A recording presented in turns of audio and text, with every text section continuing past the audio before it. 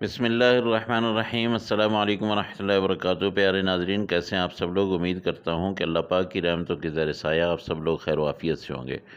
दोस्तों, आज आपके लिए आलू पराठा की रेसिपी लाया हूँ। आज कुछ मेहमान थे तो सोचा आपके साथ रेसिपी भी शेयर कर लूँ।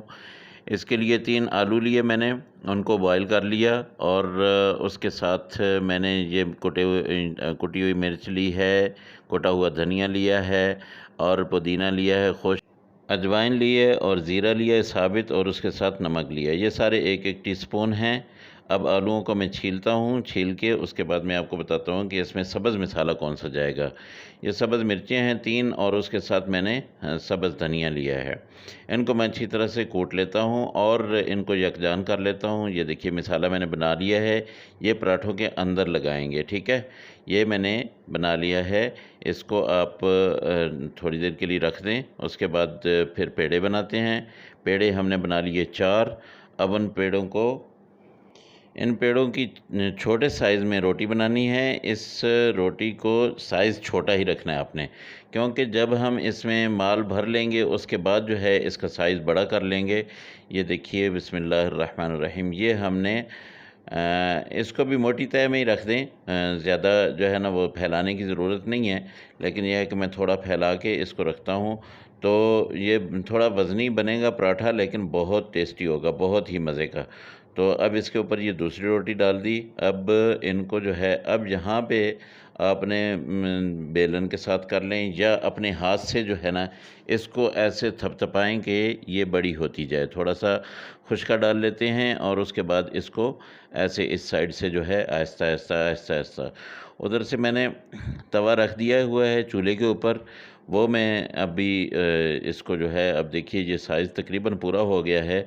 तो अब मैं इसको उठा के तवे पे डालूँगा, और ये उठा के डालना बहुत मुश्किल मरहला है। चलें जी, अल्हम्दुलिल्लाह ये मैंने डाल लिया है, शुक्र है।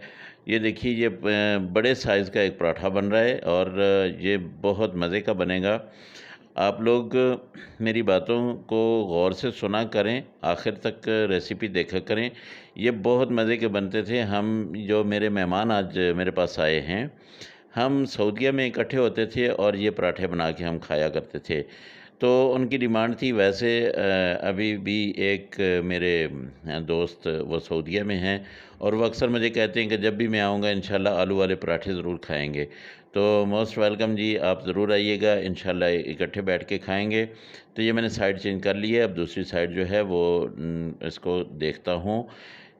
तकरीबन 1 से 2 मिनट तक आप जो है ये पकाएँ एक साइड से। अल्हम्दुलिल्लाह ये देखिए बिल्कुल इसके ऊपर कितने फूल बन चुके हैं और ये रेड रेड हो रहा है।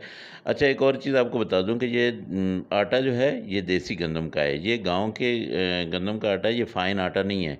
ये वाइट वाला जो बाज़ार से मिलता है ये वो आटा नहीं है। तो इस देसी खाने हैं, इसके ऊपर मैंने घी भी देसी ही डाला है। तो इंशाल्लाह ये बहुत मज़ा भी करता है और ये बहुत जल्दी हज़म भी हो जाता है।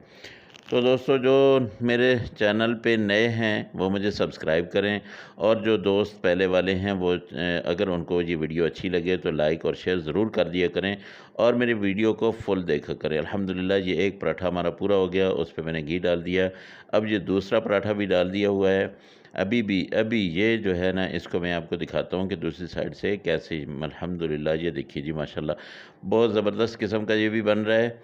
और ये रेड गंदम जो होती है इसके देखने में ही एक अपना मज़ा होता है। तो अल्हम्दुलिल्लाह ये भी बिल्कुल तैयार हो गया है। तो चलें इसको भी हम अपनी प्लेट में निकाल लेते हैं। तो इसके ऊपर मैं डालूँगा मक्खन और इसके साथ मैं अपना रायता बनाऊँगा। आपको मैंने शुरू में दिखा दिया है। ये देखिए मैंने दही ले ली है, 1 कप दही लिया है। इसमें मैंने ये ज़ीरा डाला, ज़ीरे के साथ मैं इसमें डालूँगा इसको थोड़ा मिक्स कर लूँ, फिर उसके बाद जो है मैं इसमें डालूँगा खुश्क पुदीना। अच्छा दोस्तों, अगर आपके पास फ्रेश पुदीना ना हो तो आप खुश्क पुदीना इस्तेमाल कर लिया करें, ये भी बहुत ही फ़ायदेमंद होता है। और खाने को जल्दी हज़म करता है। तो अल्हम्दुलिल्लाह ये मक्खन मेरे पास आ गया है, अब मैं इसके ऊपर मक्खन लगाता हूँ। पराठे तैयार हैं, आएँ जी, अल्हम्दुलिल्लाह खाएँ जी। माशाल्लाह माशाल्लाह बहुत ज़बरदस्त किस्म की रेसिपी बन गई है। आप लोगों को मैंने बता दिया है कैसे आलू वाले पराठे बनते हैं, मसाले वाले पराठे बनते हैं। मुझे अपनी दुआओं में ज़रूर याद रखा करें। अल्लाह पाक आप सबको अपनी हिफ्ज़-ओ-अमान में रखे, खैर-ओ-आफ़ियत से रखे। अस्सलामु अलैकुम व रहमतुल्लाहि व बरकातुहू।